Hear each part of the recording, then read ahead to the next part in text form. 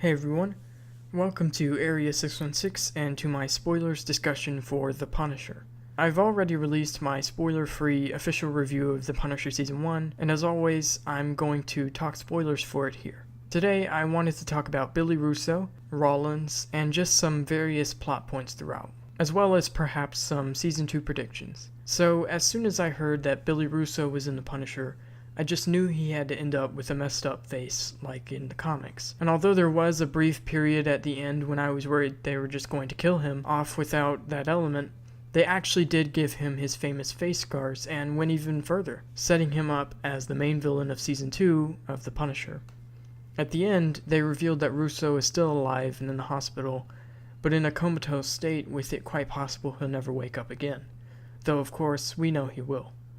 They specifically mentioned that his brain was damaged, so it's possible in Season 2 he'll be much more unhinged than he is here. At the end, we see that he still has a sense of honor about him, with his choice not to kill Curtis, but we'll probably see that gone in Season 2. They made a lot of changes to his character from the comics, to the point where he's practically a completely different person, but it was all for the better.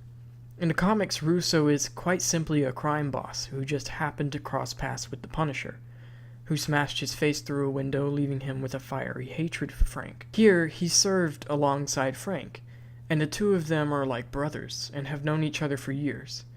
This really serves to make Russo's hatred towards Frank more powerful, and vice versa. It was a smart move that elevated a fairly predictable villain to one that's more interesting. Overall, I wouldn't say the villains of The Punisher are as complex as the Marvel Netflix villains usually are. Rollins does everything he does to, as he sees it, serve his country, but he doesn't seem to feel any remorse for it whatsoever. This seems to be because in his head it's all justified. The Punisher is an interesting kind of character in the comics, especially with Garth Ennis writing, which this show is obviously based off of his work. He's interesting because a lot of his comics tend to walk this line between being super realistic and serious, but also over the top with a dark sense of humor. For example, you'll have a story about Frank going up against a crime family, but that crime family just happens to be led by an armless old lady named Ma Nucci, who, side note, should totally be in The Punisher someday. I was interested to see how the show would deal with this, like if it would retain the comic's humor or make it more serious, and it seems like they went with what I expected, which is a much more gritty, serious story. However, there are moments where the over-the-top nature of the comics shines through, like the scene where Frank goes after Morty Bennett. Let's just say it was a rather embarrassing situation for Bennett to be found in, and one that would feel right at home in one of Garth Ennis's adults-only Punisher Max books. Also, at the very end, we see the typically calm and reserved Rollins go absolutely nuts on Frank, screaming in his face and everything. That also felt like a nod to the more over-the-top nature of Frank's adversaries in the comics. In my review, I mentioned how a lot of the time, it felt like The Punisher was just wasting time to make up 13 episodes. One of the things that felt like it dragged out way too much was Frank's visits with Micro's family. They were well done and did lead to some character growth with Frank, as he got to be a father again for the first time since his family died. But a lot of the stuff in it didn't seem to go anywhere. For example, Sarah, Micro's wife, ends up actually kissing Frank, with Micro watching it on his screen. However, by the end, when they all get reunited, this seems to be more or less forgotten. It never really seems to go anywhere beyond that, to me. Although it may have been there just to contribute a bit to the theme across the season, which is loss. There are a lot of characters in the show whose motivations come from loss. Frank, of course, lost his entire family, which in turn brings him to become the Punisher. Madani lost her partner, which has motivated her to come to the bottom of this conspiracy. Same with the later loss of Sam.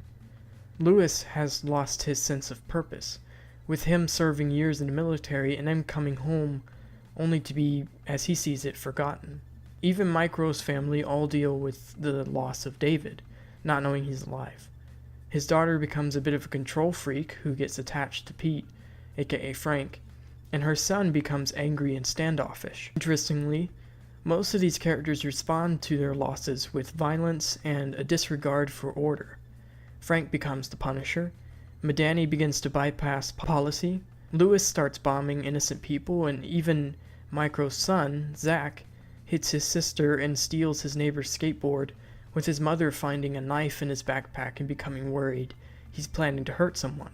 It's an interesting theme throughout the show that I wish had carried over to the villains. In a sense, Russo is motivated by the desire not to lose what he has, which is to say his business, Anvil, his reputation, and even just his good looks, all of which are gone by Season 2.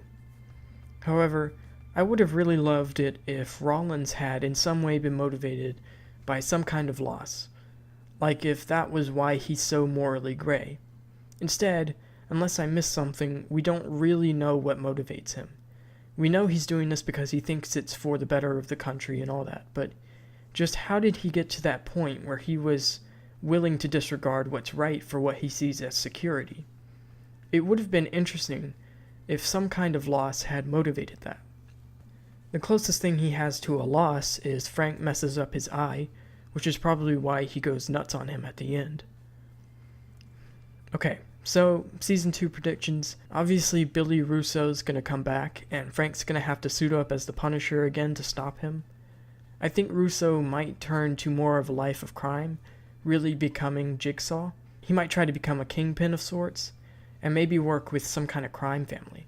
The Nucci's, anyone? I don't know how Micro's going to get involved, or if he even will at all, really.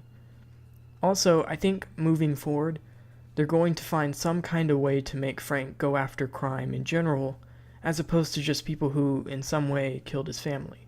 So I think in Season 2 we'll probably get a lot less talk about Frank's family, especially considering how it seems like Frank finally comes to terms with their deaths at the end and accepts that he's the Punisher. It kind of feels like they're setting up some kind of romance between him and Karen, but I'm not sure how I feel about that. Frank seems to make it pretty clear he's not interested in being in a relationship, and I think that's best for him. As sad and lonely as it is, the Punisher works best when he's alone. But that's my spoilers discussion. Feel free to talk spoilers and ask questions in the comments below. I'd love to hear your Season 2 predictions. Thanks so much for watching, and I'll see you all next time. Mother, I tried to do right by you, to do what you asked me to. I did wrong and I knew.